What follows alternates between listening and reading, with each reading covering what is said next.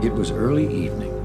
The sunset was like a crimson scarf over the edge of the harbor, and a low mist hung in the water.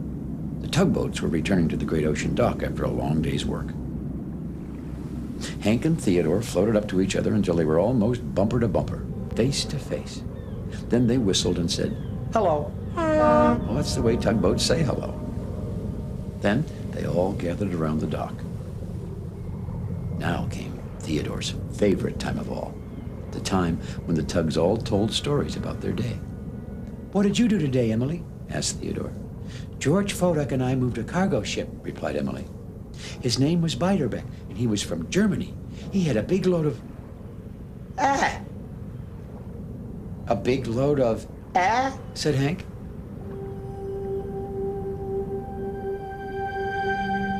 "Do you mean apples?" said Theodore helpfully. It was then that Theodore and Hank realized that the other Tugs were all staring at something. "Wow," said Theodore. "Yow," said Hank. There, appearing out of the mist, was the strangest looking ship the Tugs had ever seen. He was all made of wood and had a big flat sail with an odd pattern on it. He had a long, wolfy head with big, beamy eyes and powerful-looking jaws. "Who is it?" said Emily. "I've never seen anything like him before," said Fodak. "Do you think he's dangerous?" said George, and he rumbled his engine bravely, but not too loud. "He's coming this way," said Hank. "Someone should go and say hello," said Theodore. The other Tugs all turned to Theodore. Theodore put on his friendliest face and floated right up to the strange-looking ship until he was almost touching its wolfy snout with his bumper. Then he let out a loud, welcoming whistle and said, "Hello," the way tugboats always said hello. Well, the most surprising thing of all happened after that. The strange-looking ship backed up a little and snorted right at Theodore. Well, Theodore was so startled he turned and hurried back to the dock. Now, that wasn't what he had expected at all. That night, the tugboats couldn't stop talking about the strange-looking new ship. "He snorted at me," said Theodore. "The question is," said Fodak, "who is he?" "Where did he come from?" said Emily. "What's he doing in our harbor?" grumbled George. "He looks like a wolf," said Hank. Suddenly, the Tugs went silent. The strange-looking ship was floating quietly past them. He was heading for the dock right next to the Tugs, and it looked as if he meant to stay there. The tugboats all huddled together, just a little closer. No one told stories that night as they usually did. Instead, they all worried and watched the strange ship. The next morning, Theodore and Emily were heading off to work when they saw the strange ship again. "He's just floating up and down the harbor," whispered Emily. Just then, Hank came pooting merrily along, pulling a barge. The strange ship silently came up behind him. "What's he doing?" said Theodore in a hushed voice. "It looks," replied Emily, "that he's trying to sneak up behind Hank." Suddenly, Hank saw the strange ship. Hank turned quickly so that he was face to face with the ship. Then he whistled and said, "Hello." Well, the ship backed up and snorted right at Hank, just the way he'd snorted at Theodore when Theodore had tried to say hello. "Yikes," gasped Hank, and he floated away with the barge as fast as he could. He had been so frightened by the strange snorting ship, his engine was pounding. "Come on, Theodore," Emily called softly. "Let's take the long way back to the dock before the strange ship sees us." But Theodore couldn't stop thinking about the strange-looking ship. Why did he try and sneak up behind Hank like that, he wondered? And why is he snorting at everybody? That day, all the tugboats went far out of their way to avoid the strange-looking ship. Because of that, everything in the harbor was taking longer than usual. When the tugboats finally returned to their dock, the dispatcher had stern words for them.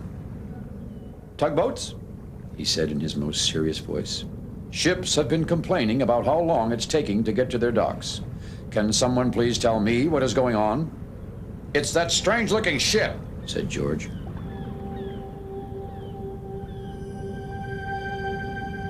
"Yes," said Emily. "He just floats up and down the harbor all day long." "He snorts at tugs," said Fuddock.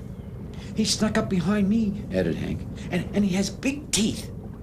Well, the dispatcher had to admit that even he had never seen a ship like that before, and he certainly was acting very strangely. "Nevertheless," the dispatcher went on, "I don't expect him to slow down the work of this harbor. That is all."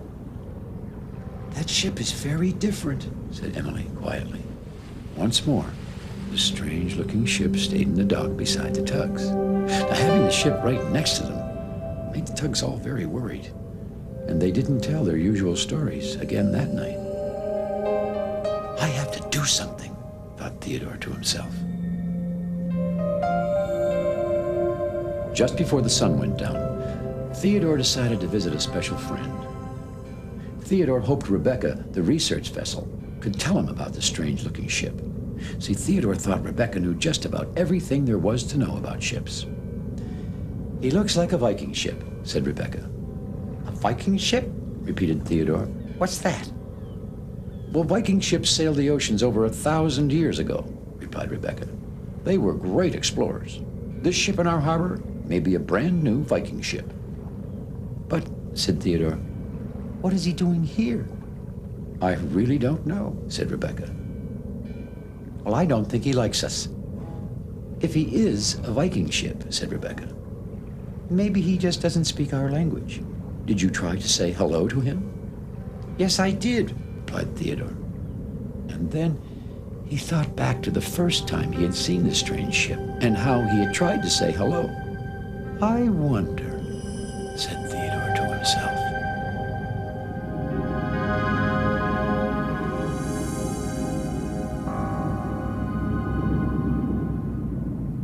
Emily was waiting when Theodore returned to the dock. "Theodore," she said, "nothing is the way it should be around here since that strange ship arrived, and no one is getting any work done." "And no one tells stories at the dock anymore," added Theodore sadly. "We have to do something," said Emily firmly. "We have to speak to that ship right now." And without another word, Emily set off toward the strange-looking ship. Theodore followed behind. Emily floated up, face to face to the strange ship, whistled, and said, "Hello." Well, the ship backed up a little and snorted at her. "Let's go, Theodore," Emily said to Theodore with a frown. "He's just a mean ship." But Theodore turned towards the strange ship. He didn't really look mean, and when Theodore thought about it, the ship looked kind of sad. "Theodore," said Emily, "what are you doing?" "I'm going to say hello," said Theodore. And this time Theodore didn't float right up face to face with the strange ship to say hello, like Tugs usually did. Instead, he slowly floated up behind the ship, just the way he had seen the ship float up behind Hank. And this time, the ship didn't snort. What it did was even more surprising than that. "Hello," said the stranger. "My name is Snorri, and I'm a Viking ship. I'm very pleased to meet you." "Hello, Snorri," replied Theodore. "I'm Theodore. I'm a tugboat, and I'm very pleased to meet you." Well, after Emily had gotten over her surprise, she floated over to Snorri and said, "Why are you being so mean and snorting at everyone?" "I thought you were being mean to me," replied Snorri. "I think," explained Theodore to Emily, "it's just that Snorri has a different way of saying hello than we do. See, we tugboats always say hello by floating right up to each other face to face and whistling," said Theodore. "I didn't know that," said Snorri, quite surprised. "We Viking ships always float up behind each other to say hello. We think that when you come right up to us face to face like that, you're going to bump us. That's why I snorted at you." "You didn't know I just wanted to say hello?" said Emily. She just had to smile. "And all this time, we thought you didn't like us." I thought you didn't like me, said Snorri. I've been floating up and down the harbor trying to talk to someone, but everyone keeps floating away. Talk about what? Said Theodore. I'm visiting harbors everywhere to tell stories about what it was like for us Viking ships to explore the ocean 1,000 years ago, Explained Snorri. This harbor is my first stop, And then he looked sad. but I haven't been able to tell a single story to anyone yet. Well, Theodore and Emily looked at each other. Were they thinking the same thing? The other tugboats were at the great ocean dock. Theodore was the first to see them. There was Emily and Theodore, and floating right in the middle, between them, was the strange ship. Hello, Said the ship.